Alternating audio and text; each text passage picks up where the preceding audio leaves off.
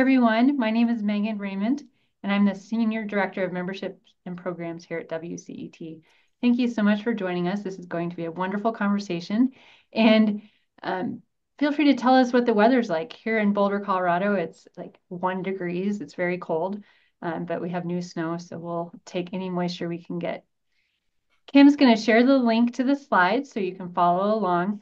We will be going back and forth and doing a demo, but feel free to use that download link to follow along. If you have questions, please enter them into the Q&A. We'll have time for your questions.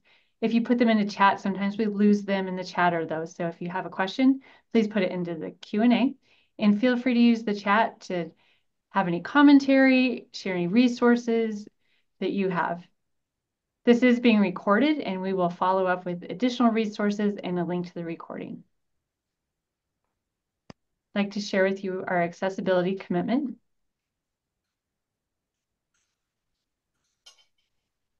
And again, this is human-centered AI, the key to effective next-gen courses. And this is held in partnership with our great friend and partner in crime, LearningMate. Today's moderator is WCET's Executive Director, Dr. Van Davis. Please welcome Van. Thanks, Megan, and good morning or afternoon, depending upon where you're joining us from. I also am coming to you from chilly and snowy Boulder, Colorado. You can maybe see some of the snow in the background there. We're really excited to be focusing today on human-centered AI with our friends from LearningMate. We're really at a critical moment in higher education as we grapple with how to incorporate AI in a way that is ethical and sustainable and drive student access and success. We know as higher education professionals that one of the keys, the secret sauce to student success is relationships. And so the question becomes, how do we leverage AI in a way that enhances our relationships with students? So today we have a great panel that is going to talk about how institutions can leverage AI to enhance relationships without losing that critical human touch. I'm going to ask our panelists to quickly introduce themselves. I'm going to start with our friends from LearningMate. Jonah, do you want to introduce yourself? Sure. Thanks, Van. And it's great to be here. And hello, everybody. And I hope everybody's staying warm.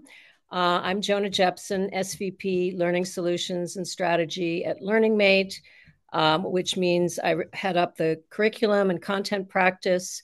And we work with a wide range of universities and community colleges and all kinds of organizations in higher education to develop and transform curriculum into next-gen and engaging digital learning. And we're very steeped in AI, as you'll hear from us in a few minutes. And it's great to be here. Thank you.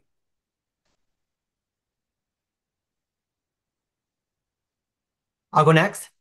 I'm Stuart Van Arney. I'm the AVP of Learning Design. I work on Jonah's team, actually. And much like her, I work with a lot of colleges and universities to develop online courses and online experiences. So I'm happy to be here and share what we're learning and seeing in the industry. So, Jimmy, why don't you introduce yourself? Sure. Hi, everybody. Kemi Jonah, Vice Provost for Online Education and Digital Innovation here at the University of Virginia in snowy Charlottesville, where we're looking at 8 inches of fresh snow on the ground for the second time this winter. And in my role, I lead the university strategy for making our education accessible to those who cannot visit our beautiful town, which is many people, as well as driving innovation across both our residential and non-residential student populations. Thank you. Everyone, my name is Shubha Kumar. I'm an Associate Vice Provost for Online Education at the University of Southern California here in Los Angeles. We are currently looking at some rainy weather and we'll take all the rain we can get right now. So in this role, I oversee online education for the university, and really focused on best practices and how we can enhance online education. I'm also faculty in the School of Medicine. Thanks. Excellent. Jonah, you want to start us off? Sure. I think actually Stu's going to be starting us off with a little demo of all the some of the things we're seeing out there, and then I'll conclude with a few remarks. Great. And I'm actually going to share my screen. So give me a second here while I do this. I'm actually going to start right here. Share that. Okay. So one of the great parts about working for LearningMate is that we do get to see all kinds of things from colleges, universities, other institutions. So what I thought I'd do is just sort of start off with an update of where the industry is at in the use of AI, right? And just talk about like what's coming, what a next gen course is, and what that means. At LearningMate, we've kind of divided these into enhance and enable, and you can sort of see some of the ways that we start to think about AI. I'm actually going to take a stance from an instructional design stance and talk about it in terms of ADDIE. ADDIE is still by and far the most popular instructional design framework. It stands for Analyze, Design, Develop, Implement, and Evaluate. And I'm going to focus on the design and develop phases because that's where we're seeing the biggest impact in terms of course development, instructional design, and AI. Talking about the design phase. In the design phase, you're actually creating and planning for the development. So you're creating things like learning objectives, learning outcomes. You're creating your course outlines. You're creating and deciding on your summative assessments, the formative assessments, learning activities, your learning materials, your media plans. We're seeing AI used quite a bit in this realm. And this is actually a project that we just completed with a series of courses for a very large community college. And you can see the kinds of things we were using AI to create, such as the reading pages, the discussions, the rubrics. All of these things were being created using AI, along with our faculty members, subject matter experts, and instructional designers. All right. And one of the biggest trends that we've seen is actually the rise of agents over the past 6 months. So I'm going to switch over and show you an agent that we used. And this particular agent is actually using Cuddle, which is LearningMate's tool. And Cuddle's really great because what it does, it allows you to select various large language models. So you can use Gemini, Claude, GPT, etc. All right. And with an agent, it's a very specific task, right? Rather than going to the larger, just going to ChatGPT or Claude and using what they're training all of their materials on, you can do something specific. So if I actually go into the edit mode here, you'll see that we've trained this particular agent with a master prompt. So we're going to generate a cognitive primer. It should be this many words. Here's the audience. Here's the context. Here are the variables that you need to answer to get to create this video, right? And you can actually feed it with sources too. This is really great, especially from a security perspective and being able to say, I want you to look at this blueprint. I want you to look at this syllabus, or maybe this textbook, maybe this OpenStax textbook, something like that. You can feed that source in here and the agent will use that to generate the new content.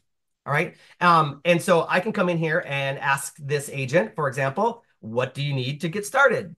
So I have that ready here and it should tell me, insufficient tokens. Sorry, that's unfortunate. Must have ran out of tokens here because I was practicing earlier today. But basically, I would be able to generate a video script with this in real time and then use it as a draft for what I'm actually doing. So, well, like I said, we've really seen the rise of agents over the last 6 months, and we think we're going to continue to see that. If I go back to the slide deck, you'll actually see the results of our project right here. We saw some really, really good gains in efficiencies through using these agents and generating in the design phase. For example, we cut our time in half for creating outlines and for creating H5P scenario-based interactives. We cut our time by 60% on course blueprints. So this is huge. I mean, this is if you can shave some time off, it makes some efficiencies. Now, I will take a moment and say a little caveat, right? A couple weeks ago, Dr. Philippa Hardman, she posted an article talking about the illusion of AI. And we're seeing the same thing. Basically, you do see gains in efficiencies, but at what cost for quality, right? So when you generate things, is it really the quality that you want? So what we're seeing is the first drafts that you get, you have to iterate over and over again, and then really have a subject matter expert or instructional designer get that back up to the quality that you want. So we're still seeing that in the AI piece, but we are seeing efficiency gains. Now, the other piece that is really we're seeing a big trend in is in multimodal content. All right. So if I go back and share this again, we actually created a demo course here on retail management. This is a Canvas course, pretty typical if you've seen this before. And we tried to use as many of the tools, AI tools as possible to generate different kinds of multimedia. Because in the development stage, if anybody's developed a course and they've done media, it's the most expensive. It takes the most amount of time. So anything you can do to increase the efficiencies of that multimedia is very helpful. So we've seen things like Synthesia, HeyGen, Calician for talking head videos, obviously Google ML with their podcast episodes. We've seen lots of good things. I'm going to show you one here that I really like called Lumen 5, which for me gets us closest to the endpoint as possible. So let me just play about 30 seconds of this to show you what a Lumen 5 video would look like. It's an AI tool. Welcome. In this video, we'll be exploring the concept of task-oriented behavior and its importance in retail management. Let's dive into what makes task-oriented leadership essential for the success of any retail operation. Task-oriented behavior, often referred to as initiating structure, involves a set of leader behaviors focused on the efficient use of resources to achieve organizational goals. In the context right there, because you get the idea, but basically this is a video clip-based video, which are very popular for explainer videos. The audio is AI, and the text was actually populated with AI as well. I fed a script into it, and that's what it generated. Now, I will say, so it only took about 5 minutes to create this video using Lumen 5, but it took me about 2.5 hours to get it right afterwards. So it got me partially there. I would say about 60% of the way there, and I was able to finish the rest of it. If I were to create this video from scratch, it would have taken me about 8 hours. So even though it was a couple of hours of manual labor after the fact, it still saved me 5-6 hours in total. So this is a really great tool, and we're starting to see more and more tools like this in the industry. The final piece and the trend that I'll see is actually in the rise of chat bots with students, with learners. All right. And we have an idea here. They're using it in things like simulations. So we're seeing student-facing chat bots. So you can have, for example, one of the most common tasks as a retail manager, which I was for a couple of years, by the way, is to create schedules. So in this simulation, the students would come and they would look and review what their employees are asking for in terms of time off, etc. You have to then interact with the chat bot to create a retail schedule. And we're seeing more and more of this in the industry. So, all right, I'll stop there and turn it over to Jonah to talk about a couple of Stu, before you do, there was a question from the audience about what actually is an agent. So you could define it a little more. Yeah, absolutely. So it's a specific, you're using an LLM, and you can do this in ChatGPT, for example. You can create agents as well. It's a defined task. So you're basically taking the LLM and saying, I want to do this with it, and you're seeding it with all of the prompts and the context and the audience so that you can just repurpose it and use it over and over again. So if you're creating rubrics, for example, and you have a well-defined rubric method, you don't have to recreate it every time. The prompt, you can go into the agent and say, create me a rubric. What do you need from me? Oh, you need the criteria, et cetera, the levels. Okay, now I can create that rubric over and over again, and it saves time. All right, okay. I'll switch back over to the slide deck, Jonah, and you can talk about some additional AI opportunities that we're seeing. Absolutely. And, as the title of this panel, indicates that we're really interested in how AI can help create next-gen learning. And for us, next-gen learning kind of has 4 C's. It's career transforming, it's connected and inclusive, it's consumer grade, visually appealing, and captivating, really immersive. So some of the opportunities and use cases that we've been seeing out there are around workforce relevance or career transforming. So, as we know, students really want workforce relevant curriculum, but this is quite challenging to create. We figure it takes, it's not enough to articulate in-demand skills at the program objective level. it's important to really integrate in-demand skills all the way down to the course, the course modular level. And we figure that can take universities 22 weeks or more per course to do this well. But we've created an AI-enabled solution called Skill Magic that cuts that time in half to about 11 weeks per course. And it involves several steps that you see here. So the first step is audit, where we identify the in-demand skills for a target program using a skills library like Lightcast or others out there. Then we use AI to assess the skills gap all the way down to the content modular level. And then we provide an audit report. In the align phase, we align the program, course, and modular outcomes with the identified in-demand skills.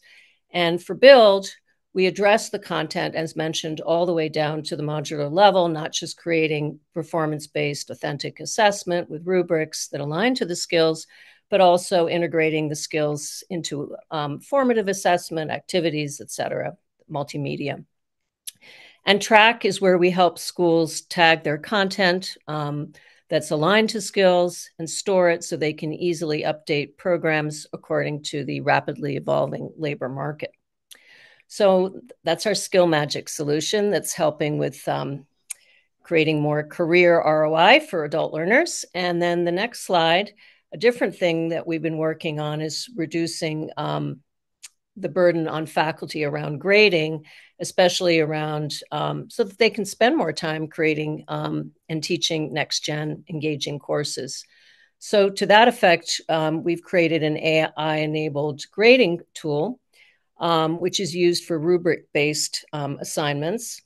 And again, we're able to cut, in the pilots we're doing with some of our university partners, we're seeing about a 50% reduction in faculty time on grading rubric-based assessments. So if you see on the next slide, you can see our AI-assisted tool in action. It's evaluating the student content based on the rubric and the different proficiency levels of how the students are writing their essay or completing their assignment. So that's a glimpse of some of the ways that we're working with universities on the AI front. And Van, back over to you. Thank you very much. Thanks a lot, Jonah and Stuart. Shubha, would you like to talk a little bit about what y'all are doing at USC? Sure, happy to.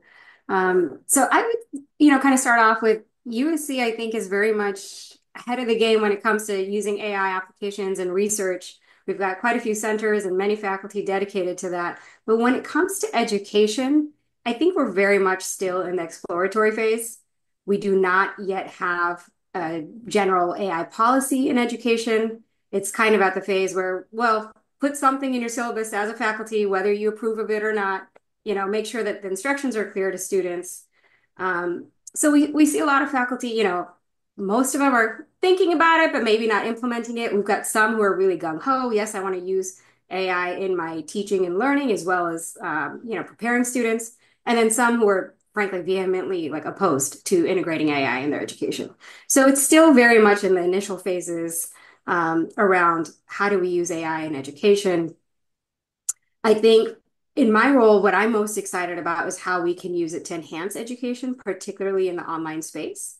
And so the opportunities, some of which, were just shared right now, that, online education for a long time has been, okay, we've got some talking head videos, we've got some interactive activities, maybe some reading, some exams. How do we take it to that next level, right? To really make it next generation. And I think the opportunities the AI is presenting around gamification of learning, around really creating those interactive simulations and case studies in new ways that previously, as Stuart has mentioned, took a long time, maybe required also specialized expertise that only instructional designers had, and also could be very expensive. What can AI do to make this process quicker, easier, more accessible, and maybe something at scale that faculty can do, maybe with the support of instructional designers or on their own entirely, right? Because there are a lot of advances, and being able to leverage these tools more broadly at scale can, I think, be kind of game-changing in online education. what else? As far as USC, it's very decentralized. So like I said, we've got a lot of different views from faculty. We're still learning. There's some training happening to faculty around how to use AI, but there's a lot more to be done in this space. And frankly, I think it's starting with just getting people more excited about what the potential is and exposing them to what's out there in terms of enhancing. There's a lot of initial detect and deter. We don't want students using AI to cheat. Well, let's get beyond that. Yes, that's certainly something we need to worry about and think about and redesign our assessments in ways that can mitigate that. But it's also about how can AI really enhance education and be game changing. So I'll pause there. Thanks, Shuba. Kimmy, what's going on at UVA? Oh, I mean, this is the most boring time in higher ed ever, I think, since World War II. And I'm sure Shuba's got her hands full there as well. No, just kidding. We are, I think, in a very similar place to what Shuba described. Also, a very decentralized university. Um, we, are still in the early stages of formulating policy. Although, in fact, our state legislature has put some legislation out there around AI disclosures. May not go through, but I think it's not long until we all are going to face some version of this. So, my sense as leaders is it's incumbent upon us to get out in front of that game and think deeply with our faculty and our colleagues around um, what kind of AI disclosures we might want to put on the kind of videos that Stu showed us, right?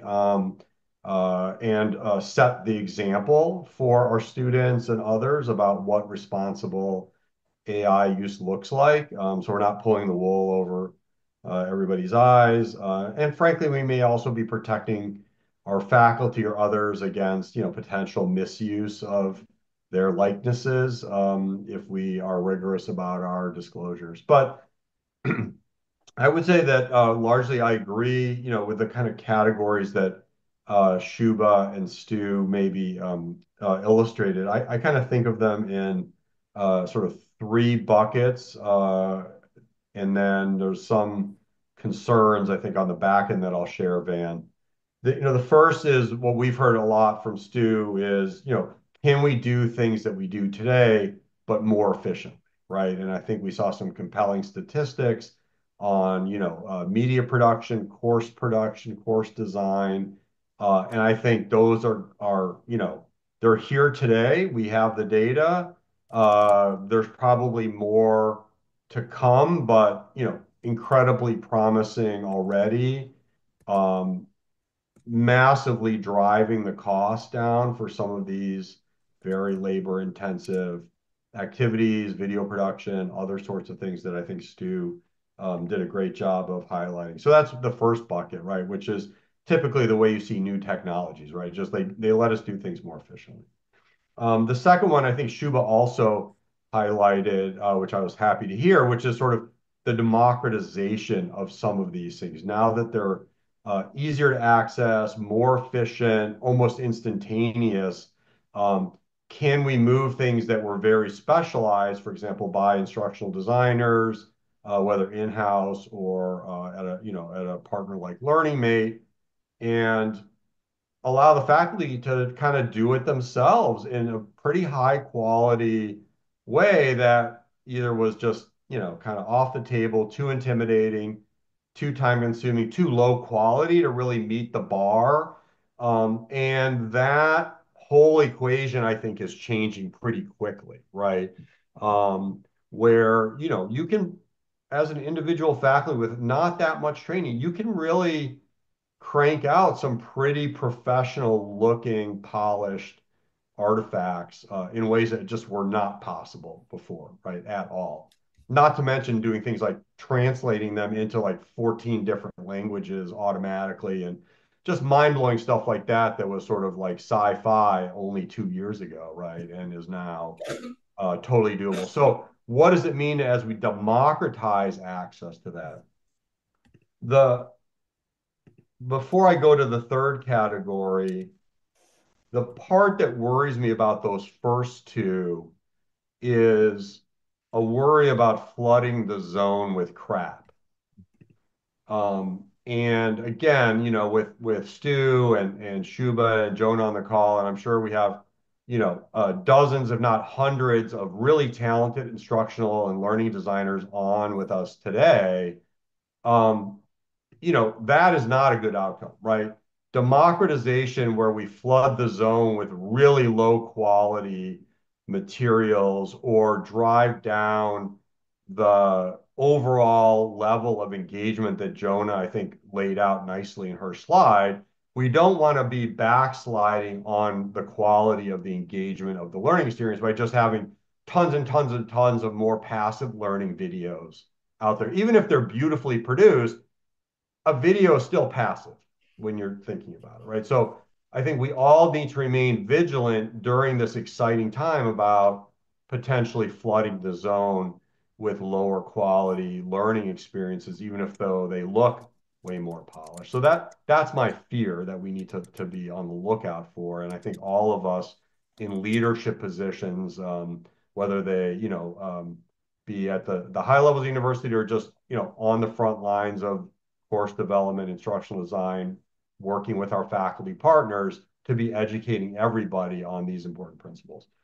So the third bucket, which personally I'm the most excited about, I mean, don't get me wrong, I love efficiency in course production, as Jonah and Stu know, because it means we can do more for the budgets that we have or the shrinking budgets that we have.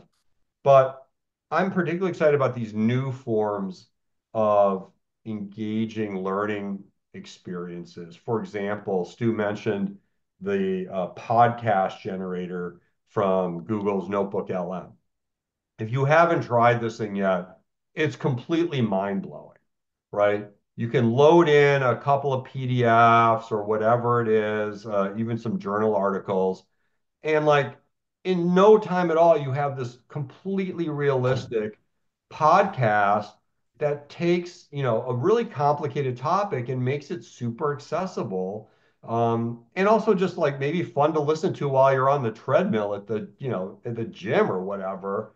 Um, and they just added the ability to actually call into the podcast for the pro version, which is even more mind blowing because you can listen to these guys talk and then you're like, wait, I'm going to call into this podcast with my question, which is a great example of a more interactive learning experience. Because, you could say, well, a podcast is just as passive as watching a video. And in some ways, that's true. But being able to stop the podcast and ask your own question is exactly what we want our students to be doing, which is thinking of their own questions, getting their questions answered, and directing it in that way. So that's the kind of thing that really gets me excited. And what we're doing here, Van, at the university is we have a colleague of mine, Sarah, is kind of driving an experimentation where we're just lighting up a bunch of examples with different tools or combining. So we took the audio from the Notebook LM and we ran it into a video avatar producer. Now you have a video interview that takes the output of one tool and puts it into the input of another tool. And now you're mixing and matching in really creative ways that are super fun. You can see some videos on YouTube of people showing you how to do this step by step. And it's not that hard, right? Like anybody can do it with a couple minutes of training.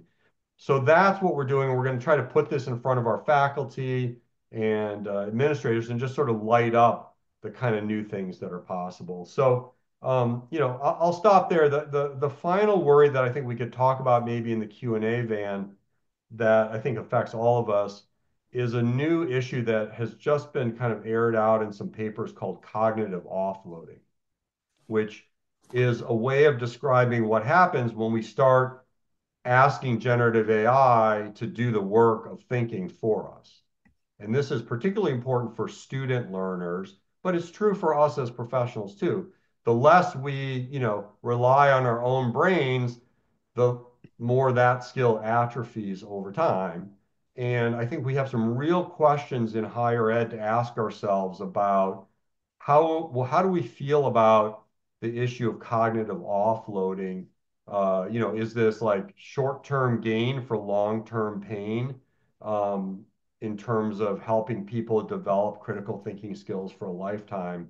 And so I think we really need to sort that out as a community, and it's still early days.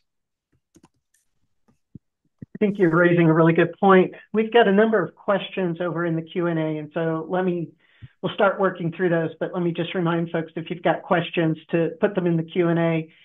They tend to get lost if you put them in the chat function.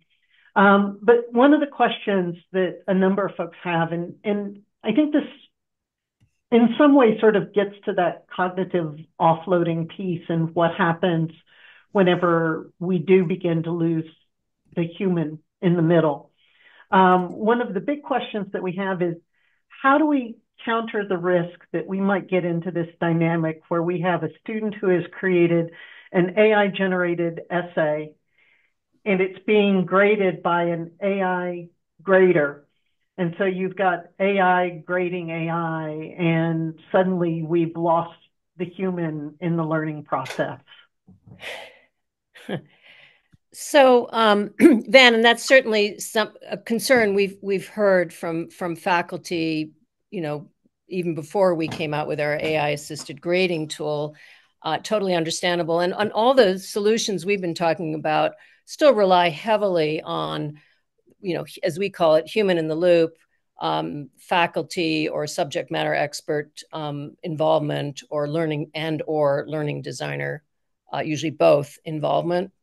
So in terms of the grading, we see our tool being used to save time, but the faculty is still, reviewing everything and ensuring that they are in accord. So, we're very dedicated to keeping human in the center of this, and also with the Skill Magic solution I showed. I forgot to mention that it includes in the process actually 2 subject matter experts, a faculty member and an industry practitioner, plus a learning designer.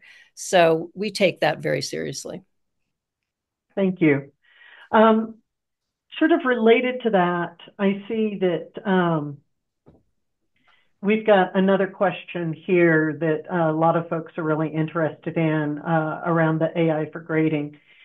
With the tool that y'all have developed, how do you deal with sort of the level of feedback or the level of the course? We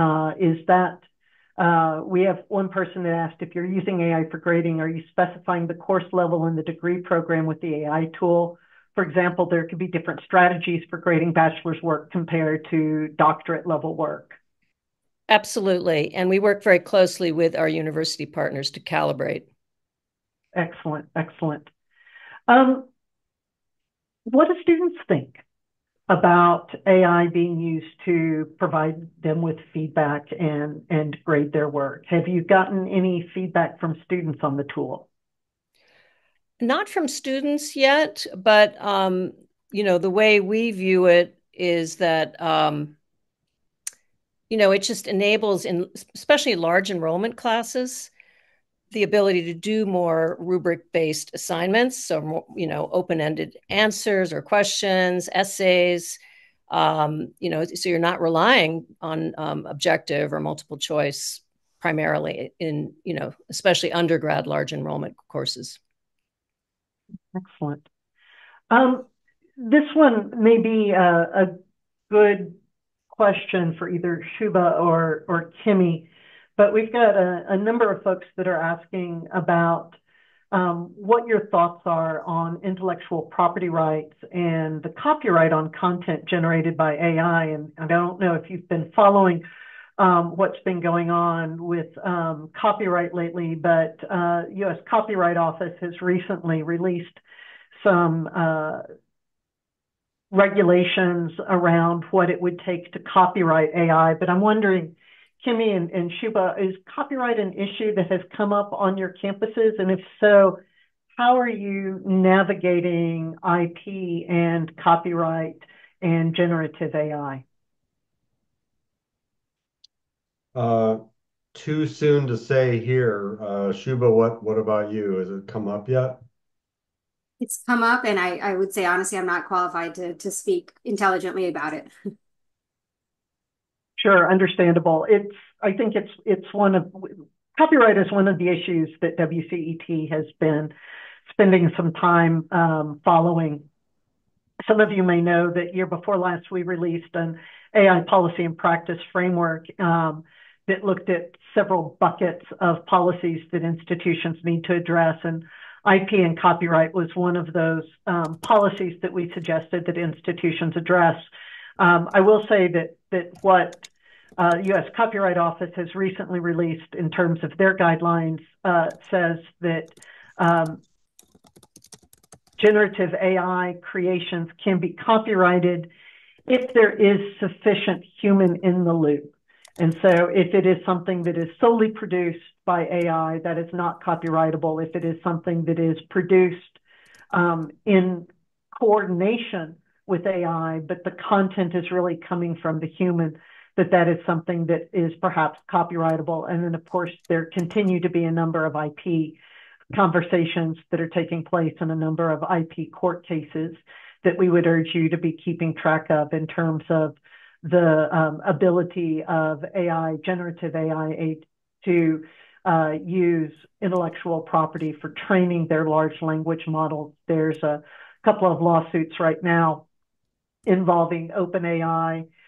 There's another couple of lawsuits that are probably on the horizon involving some of the other large language models right now around intellectual property and training of these AI systems. So it's something to keep an eye on.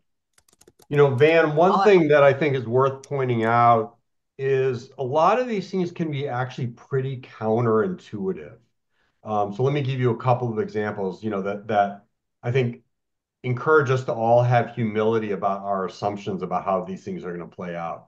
So when we brought in Copilot under our enterprise license, there was, a total red line about nothing leaks out of our environment. We don't want our IP, anything uploaded cannot leave or be used for, training purposes. We were all adamant, faculty were adamant, everybody was adamant, right? So that was an absolute must-have for our enterprise license. It was all protected. So, big win, right? This is great. We protected our community's IP from, nefarious purposes, as you might say. But guess what? When we now look at student usage of Copilot, almost none of the students will use it, even though it's free. Because again, we wanted equitable access. We didn't want people paying out of pocket. Well, why is that? It's because they think they might be surveilled. Because it's under our Microsoft license, which means in theory, the administrators can see whatever's going on, right? So the very objective of making it free and accessible by putting it under our corporate our enterprise firewall actually inhibited, in my view, I don't have survey data for this, but anecdotally, inhibited the student uptake of that free, equitable resource, right? Very counterintuitive until afterwards, and you're like, well, duh, of course they would be worried about that. In our environment, that's accentuated because we have a strong student honor code here, a strong tradition of that. And so there's a lot of latent uncertainty about how the use of generative AI interacts with honor code violations. And because, as Shubha pointed out, we're very decentralized and each faculty might or might not say something intelligent in their syllabus about this, there's just a big sort of fear environment of like uncertainty. I'm not even sure what to do. Maybe I should just play it safe. And if I'm going to do it, I sure as heck am not going to use the university system because then I'm going to get snooped on and, I get in trouble, right? So I think that that's it. The other counterintuitive thing is you'd think with faculty concerns around IP and other things, they would be very averse to this idea of AI avatars being created in their likeness, right? And be like, oh no, that's a no-go. But guess what? There are some faculty who do not like being in front of a camera ever under any circumstances and are thrilled to have an AI avatar made from their course materials so that they don't have to deal with it, right? Again, completely unexpected in my view that there are some faculty who are jumping for joy for us to make an AI avatar video of them so that they don't have to do it in front of the camera and goof it up 50 times and feel terrible about it, right? So check your initial conceptions at the door when dealing with AI is my advice to you. Stuart, it looked like you were going to chime in there too. Yeah, I was going to add that in practice, the way that Gen AI is used in course development is the subject matter expert or the faculty member are as important as they've always been, if not more important. Because one of the things you kind of asked are like, are those people going to be elided, right? Are the professors not going to be needed? Are you not going to use subject matter experts? The opposite is very much true still. And that's a limitation of the tools. The stuff that it's creating is not always great, and it will lie to you, right? It's like being a chef and having a sous chef that knows every cookbook, every recipe in the world, but will have a recipe where they substitute salt for sugar and insist it's a better recipe, right? So like you need that subject matter expert, that faculty member there, if not just for the trust value, the quality, everything's right. So we're seeing it where the subject matter expert is as important, if not more important than ever in course development. I think that, and again, that gets back to the need of keeping the human in the loop, whether that be in the development of resources, whether that be in the providing of feedback to students, and the development of content. That it really comes back to how do we leverage the tools in a way that augment rather than replace. Shubha, I'm going to go to you next. We've got somebody that has typed into the chat, and this has to do with medical education. Will it be a good idea to start short-term certificate courses on AI and applications in courses like biology, anatomy, and physiology? Medical and nursing fields do use in patient diagnosis, so this may be an early, timely approach for future workforce. Do you want to talk about how you're seeing it? Yeah, absolutely. Happy to speak to that. And real quick, I just want to touch on the point you were just making before this question around keeping the human in the loop. I think that I very much agree the importance. I mean, personally, and I noticed something in the chat about the lecture videos. I think it's great to have the faculty videos because that still keeps the human element in there, but to be able to supplement it with AI, enhanced interactive exercises and case studies and simulations, I think that's kind of the balance because from what I've seen, we've got some interactive exercises in some courses, but I haven't seen it across the board. And where I think that we can really enhance, not replace the human element, not replace lecture videos, but enhance the instructional experience is by having more of those interactive case studies and simulations that can be designed more easily with some of these AI tools. So I just wanted to make a point on that. Relative to medical education, I certainly think there's a lot of opportunity. I mean, of course, we're learning all about how AI is being used in healthcare right now. And so certainly teaching, our students about that aspect and what they might expect and what are some of the pitfalls that will come with that. But also as a field is evolving, constantly trying to make sure that our students and in particular working professionals are up to date on what's happening in industry. And so wherever we see an opportunity that things are evolving, that we should be educating in this space. I know personally myself, I'm looking at how we can improve interprofessional healthcare education. So when physicians are working alongside public health folks and nurses and other allied health professionals, let's say in the context of a disaster, a natural disaster or wildfires, and we're, in healthcare, we're all having to come together to deal with different aspects of these types of situations.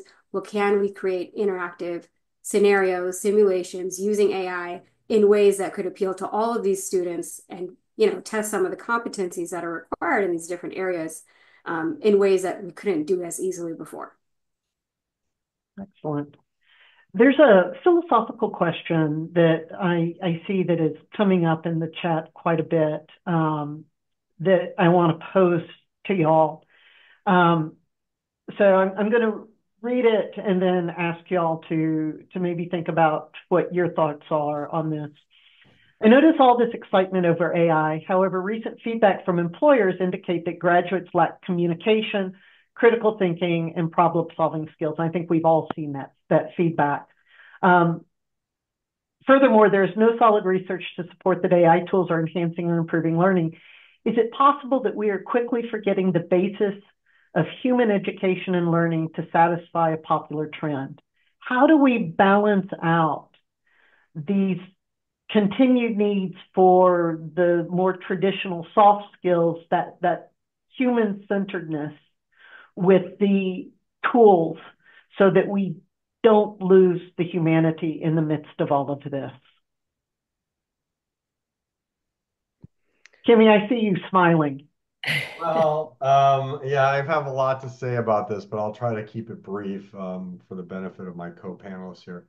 Look, I would respectfully push back pretty hard on that question for a couple of reasons. One is employers have been complaining about graduate skills since I was in kindergarten, probably, and they're going to keep complaining about it until I'm long gone, right? So I take a lot of that complaining with a grain of salt, because I'm not always 100% convinced that employers actually know the skills that they want or need. And frankly, those skills are changing so fast anyway that it's kind of a crapshoot, I think. What I think the AI, again, counterintuitively, the new AI hype, if you will, has created a panic because it's revealed that for in education, for many years now, the emperor has no clothes. And what do I mean by that? It means that we've become obsessed with product over process. We've been obsessed with grades and sort of artifacts, and we've kind of sort of ignored what it means to learn to get to that output, right? Medical education is probably an exception, Shuba, because you can't fake your way through, dealing with a patient at the end of the day. You've got to deliver the goods, right? But, you know, when AI showed up and people are in this moral panic about, well, like, how do you even know if the students did the work? They could just like write the essay on generative AI. It's like, well, guess what? That's because you have a poorly designed learning experience. If that is the only way you're going to judge whether your student has actually mastered any skills, because you've abdicated any kind of insight onto the learning process itself. Now, we've all been hopefully in writing classes, writing workshops, other things where we've had a really good writing teacher and you go draft after draft after draft and you're about to kill yourself as a student. But at the end of it, your writing got a lot better because you got 10 versions of feedback, right? Or if you've ever written a dissertation, you got, years of feedback on that dissertation, right? And it's all about the process. And yes, the product mattered too, but it was a lot more about the process. And AI, I think, has ripped the Band-Aid off of our, sort of pretending that process doesn't matter. And as long as you can get a grade at the end, that's what counts as learning. Guess what? That game is over. And we all have to get back to core principles around really rigorous learning design and learning process, human feedback, as we've been talking about, Van, and here. And so it's not AI hype, and it's not, oh, this is the latest whiz bang technology. It's no, no, no. Now we can't play the old game. We got to take this really seriously again, and let's get back to core principles about what makes for really good learning with lots of feedback from a human tutor along the way, maybe supported by technology, but not without that kind of feedback. So Any of our other panelists want to weigh in here? that's why I was smiling. Yeah, I mean, Kemi, I couldn't agree more. And, the reality is that, employers, are already using AI for many of the tasks that they need to get done. So they also do need students who graduate who are very well versed in using AI, in the ethics of AI. So I think it's very important to incorporate it into the learning. And I do think, for instance, with the ability to create more workforce relevant curriculum, part of that is creating assessment that's performance based, where you can't use AI to generate it. So I think a lot of it is it's kind of like an interesting forcing function on a lot of fronts, and one of it is to really take a hard look at assessments and assignments, and AI proof them, but also create assignments that make the students go out and effectively use ChatGPT or whatever LLM. Shuba, I see you nodding your head. Yeah, I was just going to add to what Jonah is saying, that we are definitely seeing some faculty who want to encourage their students to learn how to use it. What are the pitfalls when you use it? When can it actually help? And, coming back to one of the things Cami said earlier, we are seeing a flood of crap in terms of tools, right? And AI tools. So one of the first things that I was looking at was around how AI can enhance the, customized learning and personalized learning as far as tutoring. Right. And I looked into this, and there was a lot of AI assisted tutors out there that were really bad. They were not tutoring a student. They were helping you cheat flat out. But there was some that I found that actually will help challenge the students' critical thinking and learning process. So it's about, any tool is as good as how you're going to use it, right? You can use it to do things that you shouldn't be, and you can use it to do well. And the critical thinking, I think, is one of the things that I've heard folks be most worried about when it comes to AI, that students are going to lose their critical thinking skills. Depends how you use it. You can use it to challenge you and make you think more critically and help you write better essays, or you can use it to cheat. It's and it's going to show up, and at some point it's going to catch up to you. Yeah. And Shuba, as you know, right, like AI is outperforming diagnosis abilities of a lot of physicians and medical students already, right? There's like, that has been documented, right? And so, one way to use it poorly is to just sort of like have the students go and look stuff up and not think about it themselves. That would be a bad use case of cognitive offloading. But and again, this is your area, but as I understand it, one of the important lessons to teach medical students is to not be overconfident in your diagnosis, because you don't know everything, right? And so going to an AI diagnostic tool to help you check your thinking, to make sure you have kind of come at it from a place of humility and continue to be open to new evidence, that is helpful, right? Because it teaches you not to jump to a conclusion or other things like that that are very dangerous for early career medical professionals, right? And so again, it's a double-edged sword, and you have to be very thoughtful about using it appropriately so you don't go too far either direction, right? And so I think, and in that context, Shuba, in your context, lives are on the line, right? So it really, really does matter in that context that we get it right, but that we also have future physicians that, if the power goes out, still can treat their patients without AI, right? And we have to think about that too. So I'm going to take moderator's privilege. We have time for one last question. So very quickly, I want to ask folks, what one piece of advice do you have for institutions that are looking to leverage this technology?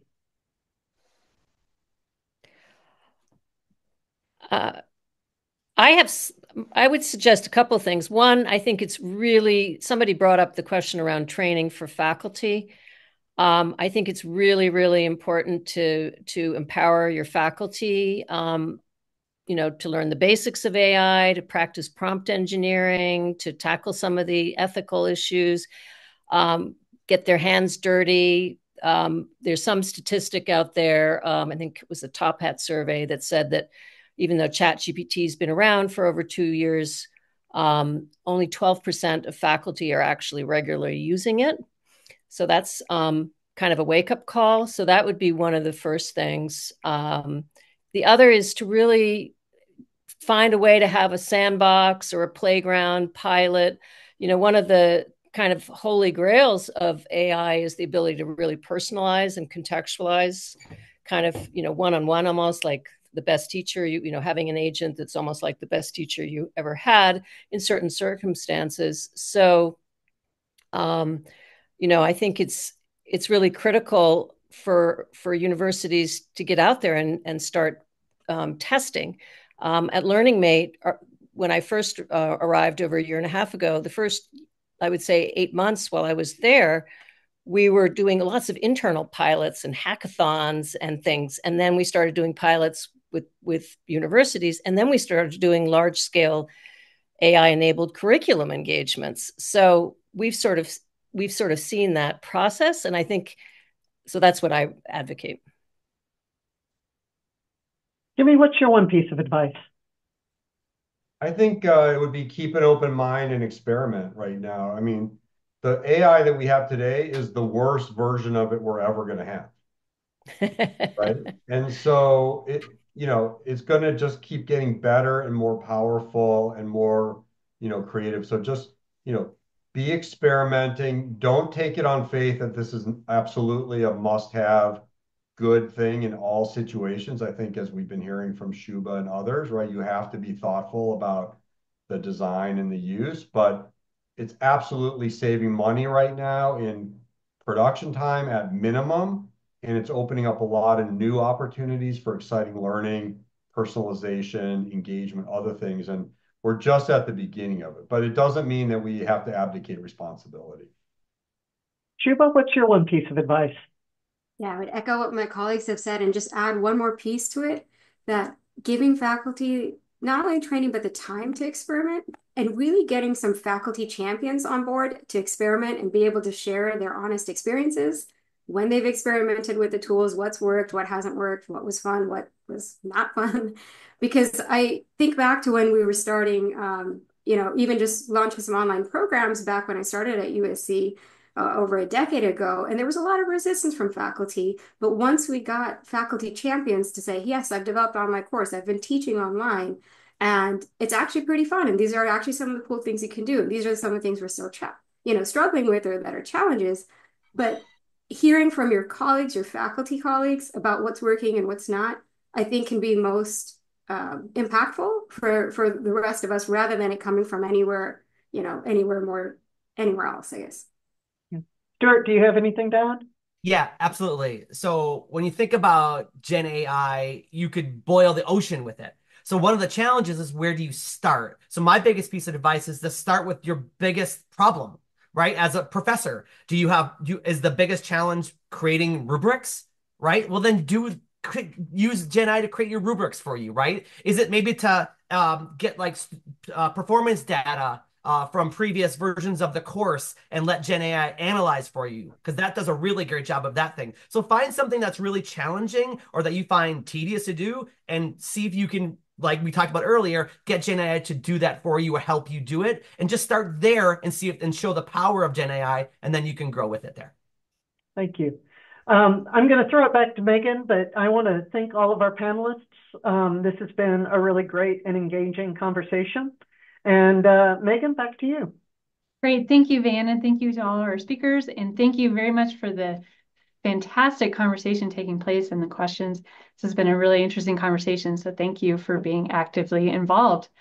We have lots of great resources on our website, so feel free to check us out. And Kim will be following up with many of the resources and links that were shared here today, and links to our AI practice page and our toolkit for those of you that are members.